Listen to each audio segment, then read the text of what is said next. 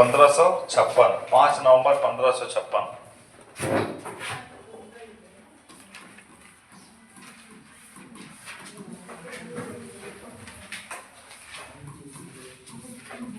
पानीपत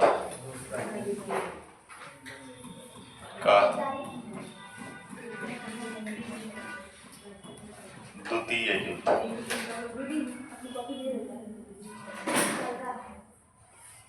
पानीपत का द्वितीय युद्ध 5 नवंबर 1556 को लड़ा जाता है। एक तरफ का सेनापति है हेमू या हेमराज, और दूसरी तरफ है बैरम खान।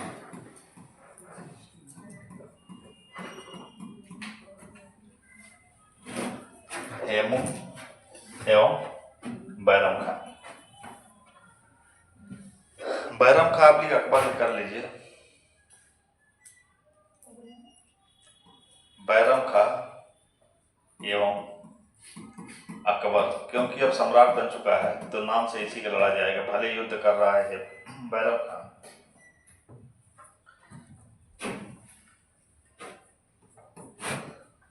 मुगल विजयी हुए और हेमू पराजित हो गया।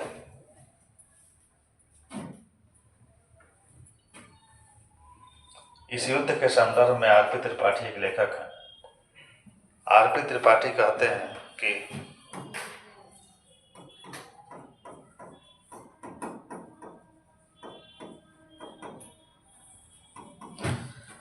पानीपत का युद्ध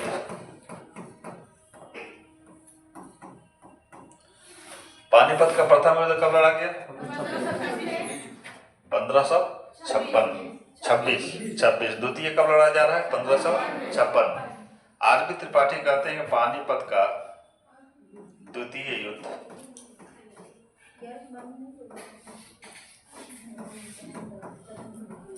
मात्र एक संयोग था। पानीपत के द्वितीय युद्ध में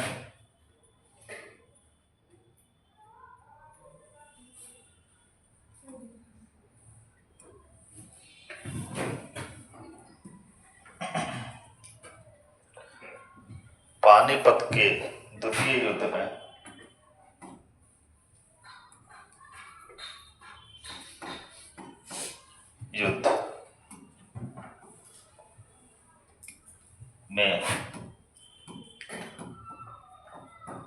हेमू की पराजय।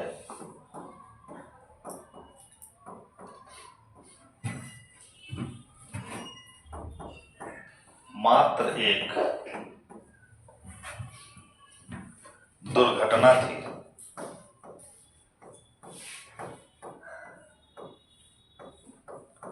जबकि अकबर की विजय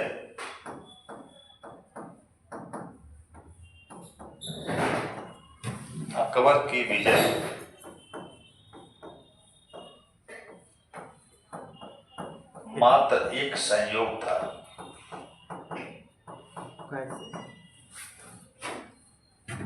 दुर्घटना इसलिए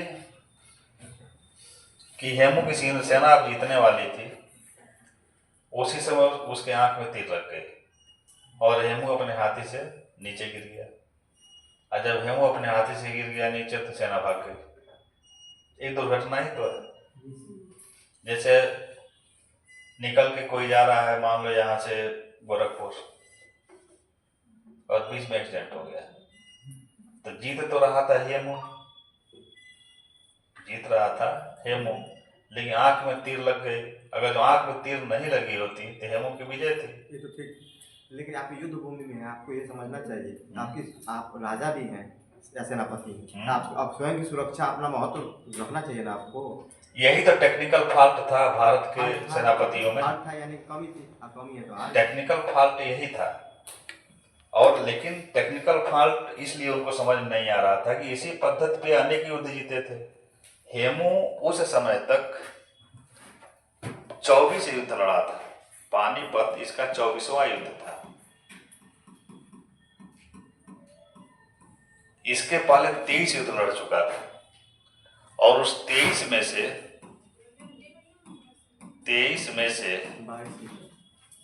22 में विजय हासिल किया था। 22 में विजय हासिल किया। अब अपने ऊपर लेके देखो कि मान लो कि एक से अधिक बार प्ले निकालते हो और हर बार इंटरव्यू कॉल हो रहा है, जिस टेक्निक को अपना रहे हैं उस टेक्निक में इंटरव्यू कॉल हो जा रहा है, तो आप उस टेक्निक को चेंज करने में बहुत झिझकोगे। उस टेक्निक को चेंज करने में झिझक होगी कि ये भी हो सकता है कि हमारा मेंस इंटरव्यू कॉल ही ना हो, मेंस में ही गिर जाए। ये चीजें हेमू के साथ थी और भारत के सेनापतियों के साथ। तैयार भी तो रहना चाहिए। हाँ, तैयार तो रहना चाहिए, तैयार तो रहना चाहिए। जब हमारा काम ही वही है तो टेक्निकल फॉल्ट भारत के सेनापतियों में यही था। सबसे बड़ी टेक्निकल फॉल्ट ये था कि ये फ्रंट पे आके युद्ध करते थे। सेनापति स्वयं अर्थात राजा स्वयं फ्रंट पे युद्ध कर रहा है, जबकि राजा को मात्र जो है निर्देश देने वाला होना चाहिए। जब उसके एंटी में जो भी लड़ रहे थे सर इस फॉल्ट को ये वो पॉजिटिव भी तो होता था, क्योंकि राजा जब आगे बढ़ के नेतृत्व करेगा, लड़ेगा, तो सिपाही का भी तो मनोबल बढ़ेगा। मनोबल तभी तक बढ़ेगा ना जब तक राजा रहेगा। अब एंटी पार्टी को तो यही लगेगा कि हम ऐसा करते हैं कि पहले राजा को टारगेट कर दो, सेनापति को, क्योंकि वो एनालिसिस तो करते थे इसके पहले के युद्धों का कि फला युद्ध में इस तरह का हुआ जिससे कि हम विजय हासिल कर लिए। तो ये सब चीजें होती हैं।